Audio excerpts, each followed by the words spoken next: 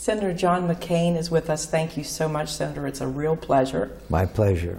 Senator McCain entered the Naval Academy in 1954 and served in the United States Navy until 1981.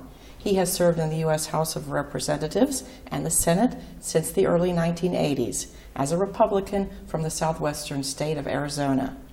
He was his party's nominee for president in 2008.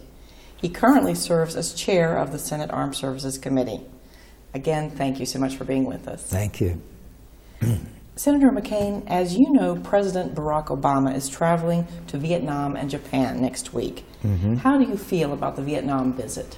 I think it's entirely appropriate. I think that the relations between our two countries have improved. We have common interest and common adversaries.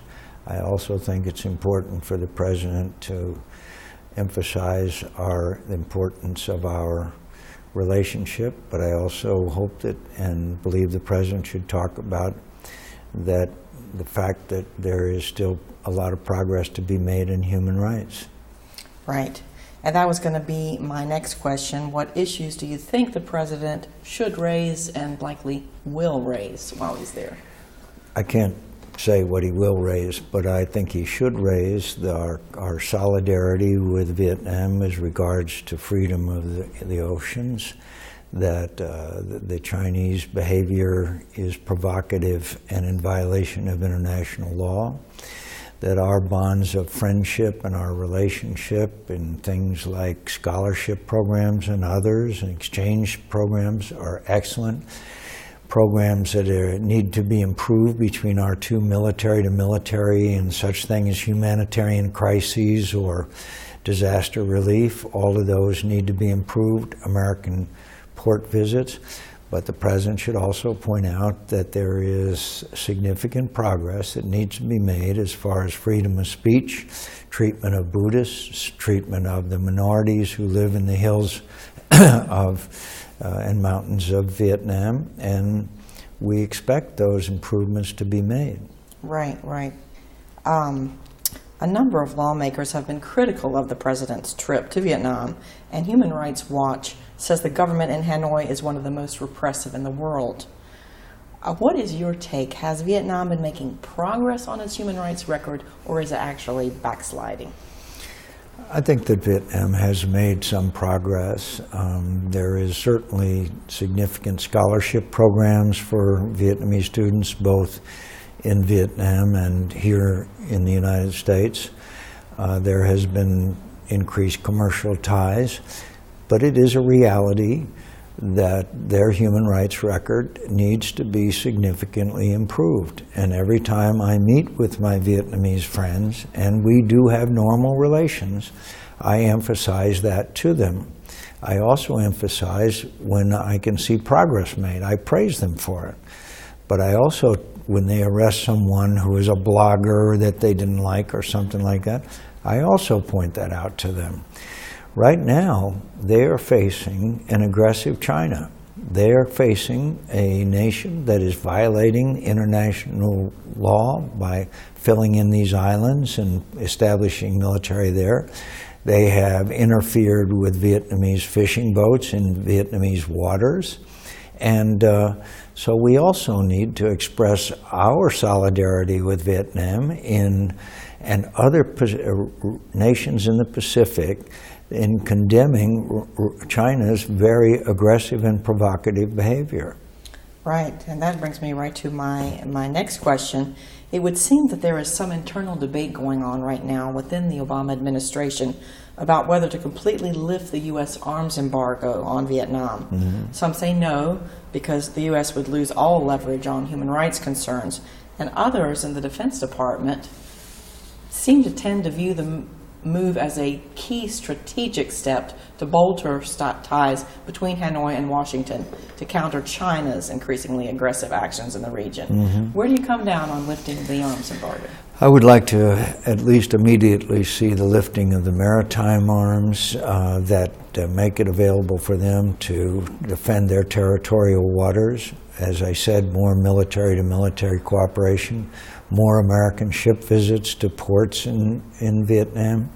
And I would look at a lot of the other requests that the Vietnamese make on a case-by-case basis. I also would say that we make it clear to the Vietnamese that we need to see improvements in their human rights record. Right, and but I would immediately lift all restrictions on the provision of maritime capabilities, equipment, and weapons.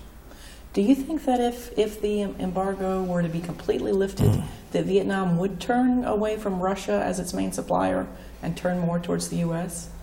I think that the Vietnamese are smart, and they know that our military equipment is superior to that of the Russians, and I think they would like very much to have our military capabilities, and I'm not against giving them to them.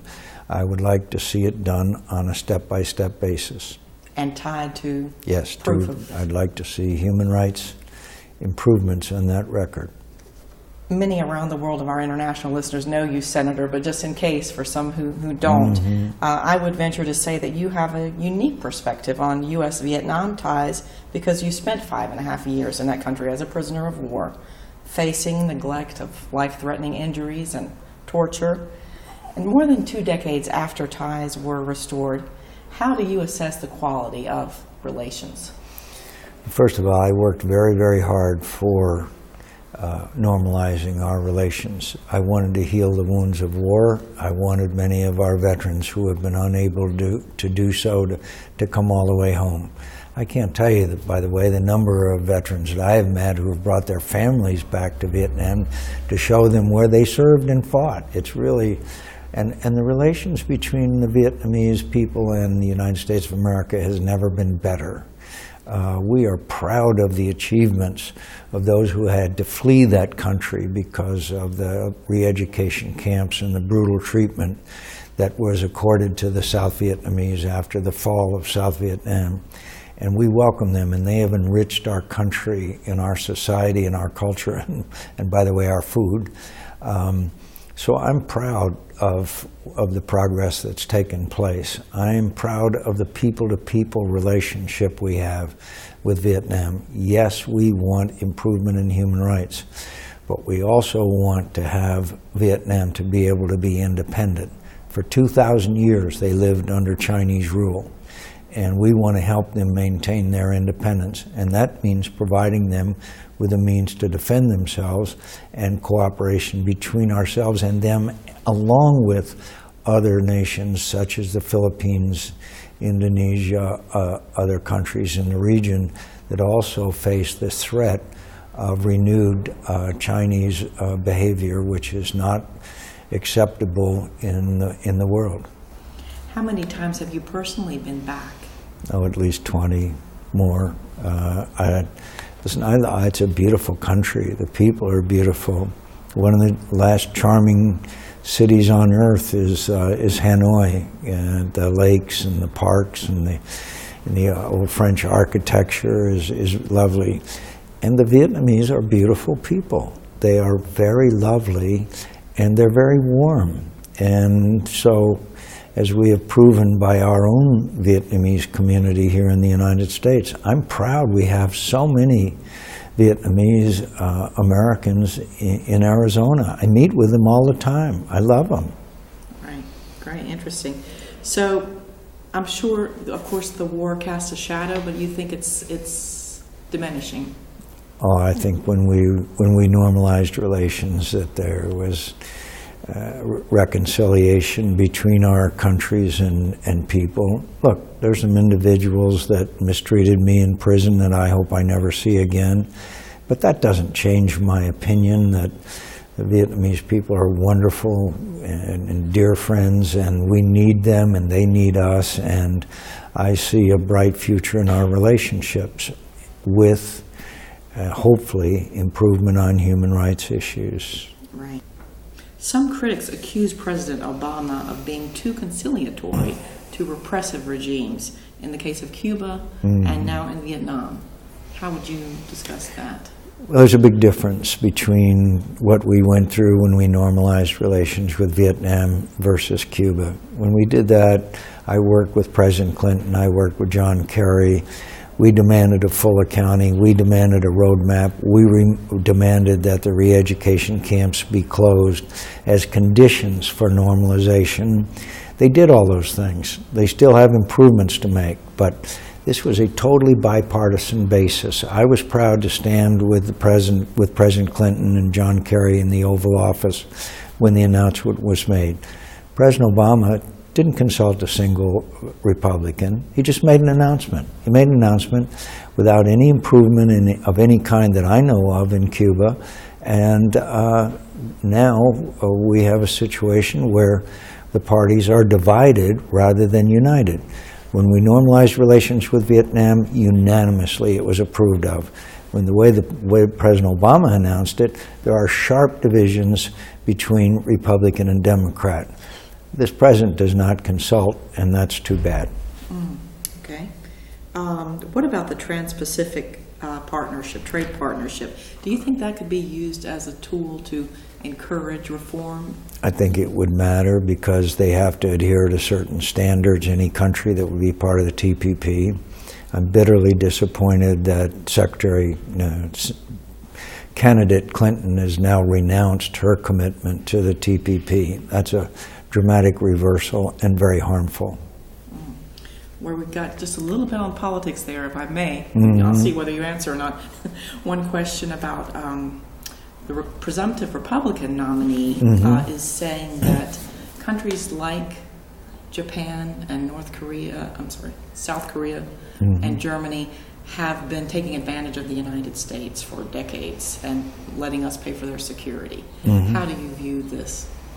Well, I view it as a great benefit, our relationship. It has kept the Asian region at peace following the Korean War. One of the key factors was the remaining American presence there, 38,000 troops in South Korea. I believe that there's winners and losers in trade, and yet overall, when you look at our trade with these countries, it has dramatically improved. And I believe that the American worker can outperform any other worker in any place in the world, so I'm not afraid to compete on a level playing field. So you would vote in favor of TPP if you had the chance? Well, the Prime Minister of Singapore, I asked him what would happen if the United States turned down TPP. He said it would be a disaster and China would control Asia. That was his opinion. He's a very wise man. Okay. Is there anything else you wanted to say to Vietnam before I move to Japan? No, but I want to say that we want to see continued improvement. We're proud of our Fulbright scholarship program there. We have a number of other programs. We're proud that Vietnamese have come to the United States and gotten their education here. We're proud of the improving military-to-military relationship. And so overall, I think we can look with pride and satisfaction over the fact that we normalized relations between our two countries. We all recognized then, and we recognize now, that we have to expect improvements in human rights.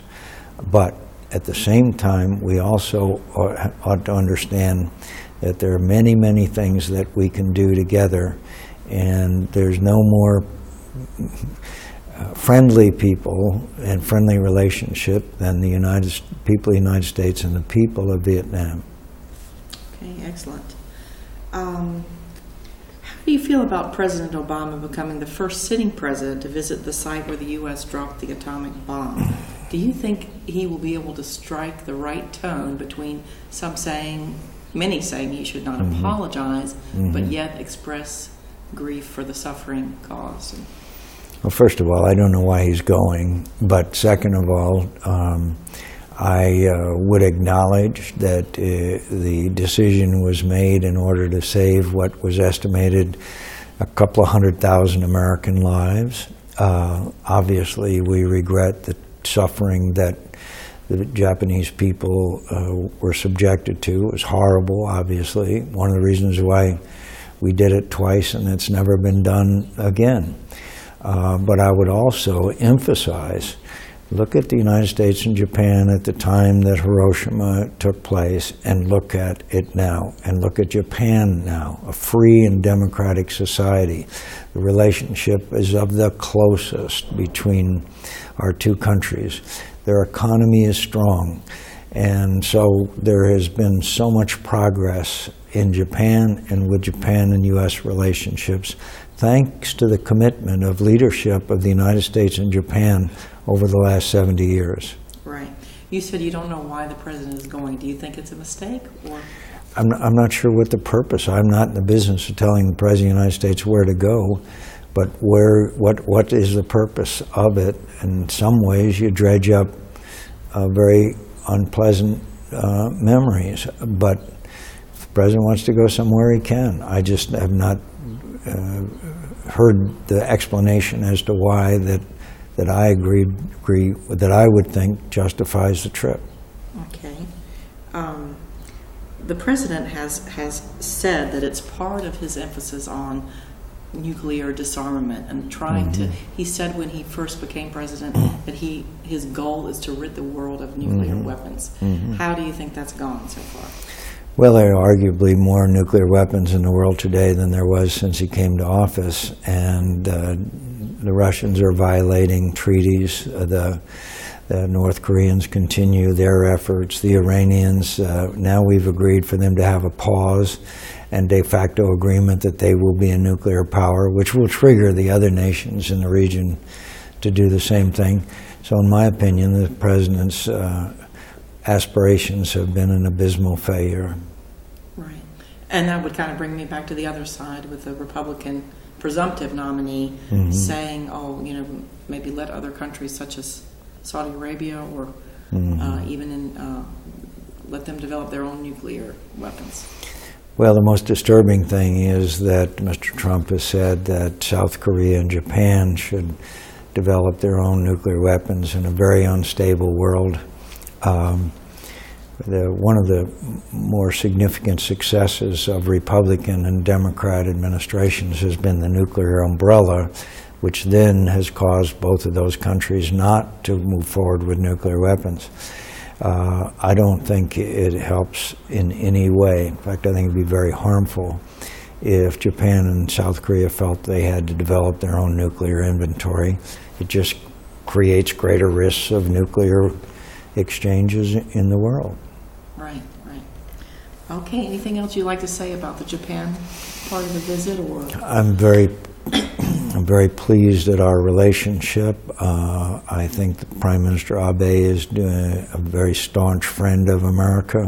We have an issue of the relocation of our Marines in Okinawa. I continue to work as hard as I can on that issue, but our overall relationship is really remarkably good and something that all of us should be proud of. And when the President goes to Hiroshima, I think it would be well to point out the tremendous advances and friendship that have developed in the intervening years since that terrible event took place. Right, the power of reconciliation. Exactly. Okay. Thank you. All right. Thank you. Thank you. Good to see you.